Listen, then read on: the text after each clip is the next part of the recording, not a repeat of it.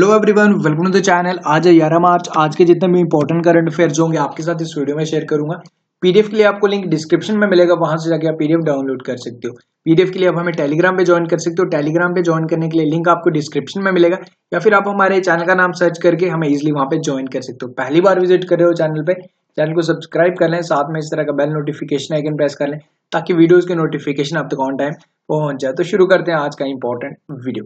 देखो, दो क्वेश्चन आपने आंसर करने प्रीवियस डे के। फर्स्ट क्वेश्चन जो आपने मुझे बताना है, who has been appointed as a new finance secretary। तो न्यू फाइनेंस सेक्रेटरी जो अपॉइंट हुआ, इसका आंसर आप लोग मुझे बताएंगे।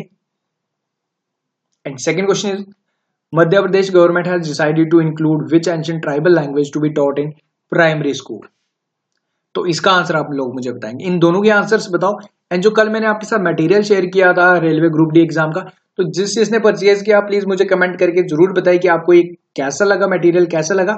एंड जिनको नहीं पता किस मटेरियल की बात करो, वो एट द एंड मैं फिर से आपके साथ डिस्कस करूंगा, तो इसलिए वीडियो को जरूर देखें। एंड काफी इंपॉर्टेंट रहने वाला है जिन्होंने अप्लाई किया for the upcoming railway exams. Okay, तो शुरू करते हैं आज का important video. And at the end of the video कुछ इंपॉर्टेंट क्वेश्चन होंगे स्टैटिक पोर्शन के, इनके आंसर आप लोगों ने मुझे बताने।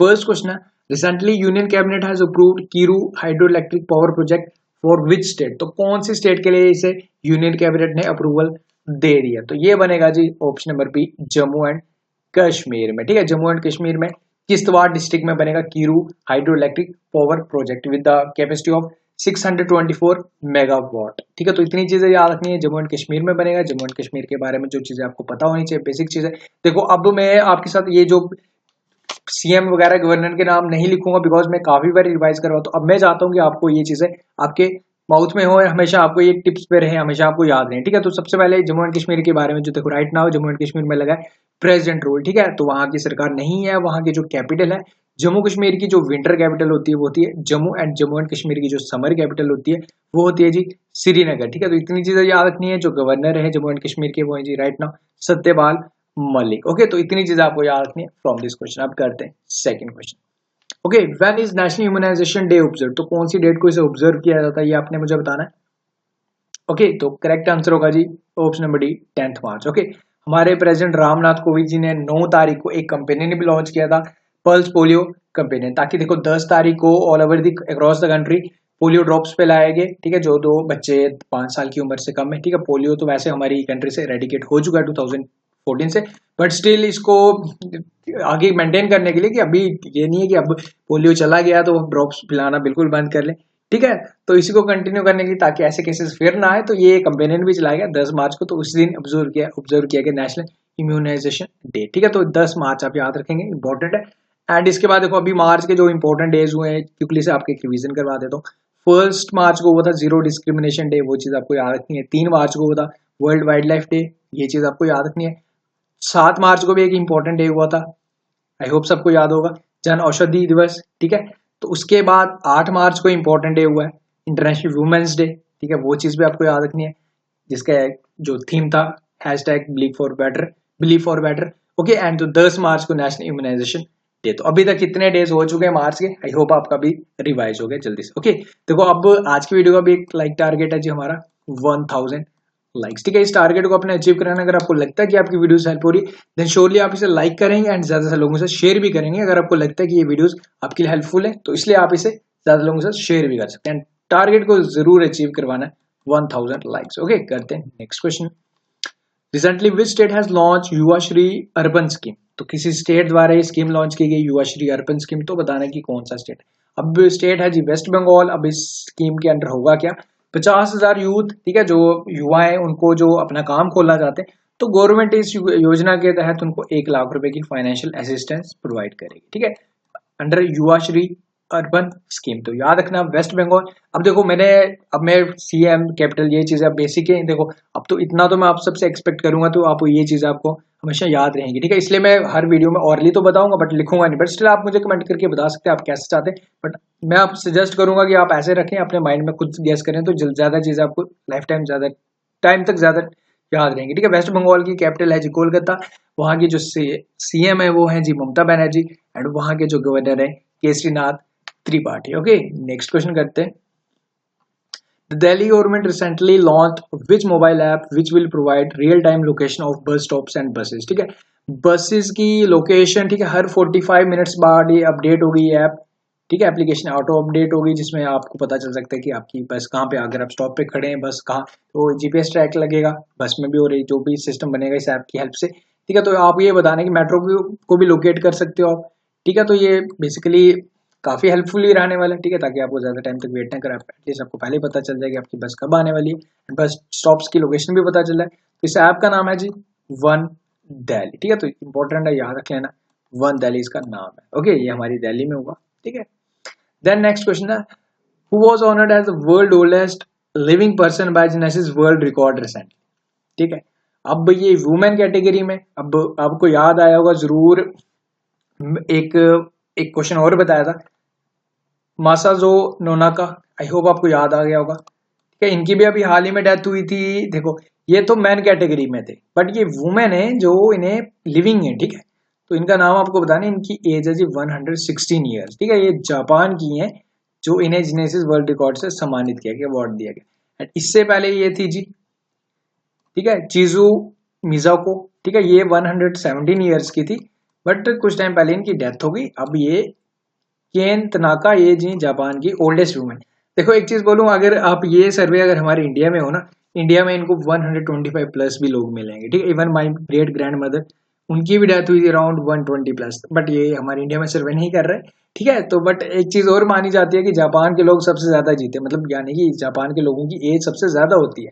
ठीक है, तो इनका नाम आप जरूर याद रखना, केन तनाका, जो जापान की इस टाइम लिविंग ओल्डेस्ट वुमेन है। ओके, नेक्स्ट क्वेश्चन जापान के बारे में, जापान की जो कैपिटल देखो, जब अब देखो ये चीजें तो अब आपको, आई होप आपको याद है रहेंगी हमेशा। ठीक है, देखो जापान के जो प्रेसिडेंट है उनका नाम जरूर याद रखना है, शिंजो एबे। कैपिटल है टोक्यो। ओके, एंड जो वहां की जो करेंसी है वो है येन। ओके, नेक्स्ट क्वेश्चन करते हैं, what is the title of compilation of selected speech of PM Modi which was released by Arun Jaitley on 8 March. ठीक है, प्रधानमंत्री की स्पीचेस, ठीक है, तो जो दी हुई है, एक उनको एक टाइटल दिया गया जो से हाल ही में हमारे वित्त मंत्री, सॉरी इंग्लिश मेरी, हिंदी मेरी इतनी स्ट्रांग नहीं है। ठीक है, वित्त मंत्री यानी कि हमारे फाइनेंस मिनिस्टर जिन्हें लॉन्च किया। ठीक है, तो ये इसको टाइटल दिया गया सबका साथ सबका विकास। ठीक है, एक बुक भी अभी हाल ही में लॉन्च की गई थी, मन की बात है सोशल रेवोल्यूशन और रेडियो, तो वो भी जरूर याद रखना, वो भी हमारे अरुण जेटली ने ही लॉन्च की थी। एंड इसे भी ये सिलेक्टेड स्पीचेस में हमारे प्रधानमंत्री ने इसको टाइटल दिया सबका साथ सबका विकास। ओके, नेक्स्ट क्वेश्चन है, with which country India sign an MOU memorandum of understanding on road infrastructure sector.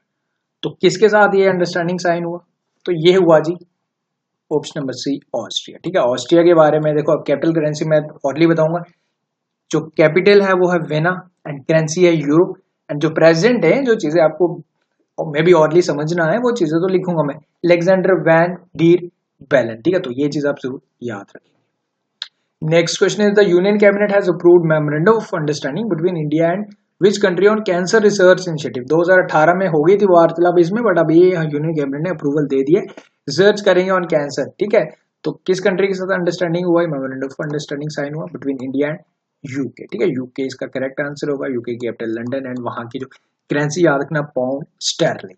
Okay, next question is the union cabinet has approved FMBAP for flood management. ठीक है, flood management के लिए एक योजना, एक scheme एफएमबीएपी। अब आपको ये बताना है कि ये A stands for what in FMBAP. अब फुल फॉर्म पहले तो पता हमें हो। ठीक है, इसकी फुल फॉर्म है जी flood management and border areas programme. ठीक है, फ्लड मैनेजमेंट करना इन बॉर्डर एरियाज प्रोग्राम जो इसका मेन ऑब्जेक्टिव होगा। ठीक है, आप तो इस फुल फॉर्म समझ गए होंगे। तो इसमें ए स्टैंड्स फॉर व्हाट, तो ए stands for area. Okay, next question is with which country India signed an agreement of $3 billion for leasing of a submarine nuclear power attacked submarine for Indian navy. ठीक है, Indian navy के लिए एक हम submarine खरीदने वाले हैं। ठीक है, जिसका नाम होगा Akula class submarine to be known as Chakra third to Indian navy. 2025 तक हमें मिलेगी ये, तो ये इस तरीके की होगी। ठीक है, तो डिफेंस पॉइंट ऑफ व्यू से इंडियन नेवी के लिए काफी ज्यादा हेल्पफुल रहने वाली है। तो कौन सी कंट्री से हम 10 लीज पे लेने वाले हैं जी, यानी कि रेंट पे लेने वाले। ठीक है, तो एग्रीमेंट साइन होता है, मतलब हमें उसके बदले जब तक लेंगे हम उनका रेंट पे करना पड़ेगा इसके लिए। तो ये है जी रशिया के साथ ये एग्रीमेंट साइन। ठीक है, अब रशिया के बारे में, कैपिटल मॉस्को, वहां के प्रेसिडेंट व्लादिमीर पुतिन, करेंसी है जी रूबल, एंड वहां की जो पार्लियामेंट के नाम है ड्यूमा। ओके, नेक्स्ट क्वेश्चन है how many womens were presented Nari Shakti पुरस्कार 2018, जो अभी हाल ही में 2018 के नारी शक्ति पुरस्कार दिए गए थे, तो ये हमारे प्रेसिडेंट रामनाथ कोविंद जी ने दिए थे, ठीक है, राष्ट्रीय भवन में। तो ये टोटल बताना है कि अब टोटल जितनी भी दिए गए 44 वुमेन्स का नाम तो हम याद नहीं रख पाएंगे पूरा, ठीक है, तो टोटल आप जरूर याद रखना 44 वुमेन्स को अभी हाल ही में न्यू दिल्ली में हमारे प्रेसिडेंट रामनाथ कोविंद जी ने अवार्ड से सम्मानित किया। ओके, देखो ये हो गया आज के क्वेश्चंस। एंड अब जो स्टैटिक पोर्शन आपने मुझे बताना है, ठीक है, ये 4 क्वेश्चन आपने मुझे बताने हैं। इन विच सिटी फॉर स्टेट बोल सकते हो आप forest research institute of India is located, तो कहाँ पे है ये बताओ। Second question is who discovered bacteria. Third question is India has the longest international border with which country. And fourth question is who is the author of book number 2 lie. And the fifth question is under which article president of India can be impeached. तो ये 5 के मुझे बताओ। Okay, देखो अब जो मैं आपके साथ जो मटेरियल की बात कर रहा था, कल काफी स्टूडेंट ने परचेज भी किया।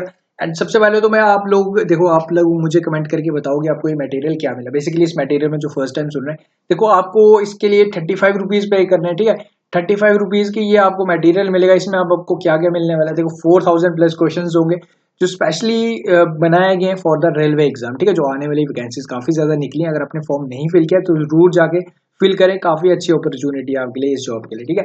4000 प्लस क्वेश्चंस होंगे, प्रीवियस ईयर क्वेश्चंस होंगे, प्रीवियस ईयर क्वेश्चन पेपर से होंगे क्वेश्चंस, वो सारे 20 फ्री मॉक टेस्ट भी मिलेंगे आपको इसमें, ठीक है। मतलब जो एज पर जो सिलेबस एज पर पैटर्न जो एग्जाम आने वाला एक्चुअल में, तो ऑनलाइन जैसे आपका एग्जाम होगा तो वैसे ही आपको ये इसमें 20 मॉक टेस्ट भी मिलेंगे। एंड इसकी जो एक्चुअल कॉस्ट 29 रुपीज प्लस इसमें जो आपका जीएसटी वगैरह लगता है, ठीक है, तो आपको अराउंड 35 रुपीज पड़ते हैं। जो काफी स्टूडेंट ने परचेज भी किया। आप लोग मुझे कमेंट करके मुझे बताइए कि आपको कैसा लगा, ठीक है। तो देखो एक्चुअली अगर आप ये कहीं से डायरेक्ट परचेज करोगे तो आपको मे भी थोड़ी कॉस्टली पड़ जाए, अराउंड 50 प्लस पड़ जाए। तो आप मेरे से थोड़े से अगर आप परचेज करते हो तो आपको थोड़ा सा कंसेशन मिल जाता है, तो आपको ये 35 रुपीज की पड़ेगी, ठीक है। अगर आप लोग जिसने लिया परचेज करके बाकी स्टूडेंट्स को बता सकते हो, ठीक है, तो ये काफी अच्छी, मैं खुद आप सजेस्ट करूंगा अगर आप लेना चाहते हो तो ले लो, ठीक है। एक्चुअली ये काफी ज्यादा आपकी हेल्पफुल करने में हेल्प करेगी, बिकॉज इसमें सारे क्वेश्चंस जो प्रिपेयर किए गए फॉर द रेलवे एग्जाम सीखेंगे, ठीक है। आप ले सकते हो, डिस्क्रिप्शन में लिंक मिलेगा, वहां पे क्लिक करके आप उस पर क्लिक करके बाकी आपको पेमेंट्स 35 रुपीज की, जस्ट 35 रुपीज की कोई बड़ा अमाउंट नहीं है। एग्जाम प्रिपरेशन के लिए तो इतना कर ही सकते हो आप। इवन हम कोचिंग सेंटर्स में आप जाते हो 10,000 पे करते हो, ठीक है। तो इसके लिए मैं आप सबसे सजेस्ट करूंगा, अगर आप लेना चाहते हो जरूर आप इसे ले लो, ठीक है। तो फिलहाल आज के वीडियो में इतना ही, मिलते हैं नेक्स्ट वीडियो में। Until take care, best of luck and have a great.